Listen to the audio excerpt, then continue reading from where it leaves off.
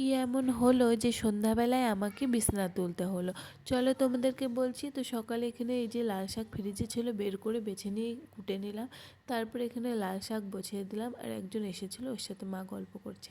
তারপর দেখো বিকালবেলা একদম মাথায় শ্যাম্পু ট্যাম্পু করে বিছানাটা তুলে নেব। কদিন ধরেই ভাবছিলাম যে হলো শ্যাম্পু করব, তো কিছুতেই হয়ে উঠছিল না সকালে। তারপরে বিকেলবেলা এই যে কালকে, আর এখন তো ছোটো দিনের বেলা 5টাতেই সন্ধ্যা লেগে যায়, আর তারপরে শ্যাম্পু করতে করতে বেজেই গেল 4:30টার মতো। তারপরে দেখো এখানে সব বিছানায় তোলা হয়েছিল, মা তুলে সব ধুয়ে দিয়েছিল। তো এখন বিছানাটা পেতে নিলাম, বালিশ কভার টভার সব ধুয়ে দিয়েছিল, সব পেতে নিলাম। আর ব্ল্যাঙ্কেটে একটু নিচে ভেজা ভেজা ছিল, তাই এইভাবে মেলে দিলাম। তারপরে এখানে সব বিছানা তোলার পরে তো মেয়ে তো দুষ্টুমি করতেই থাকে, তাই জন্য বিছানা সবসময় আউলেই থাকে।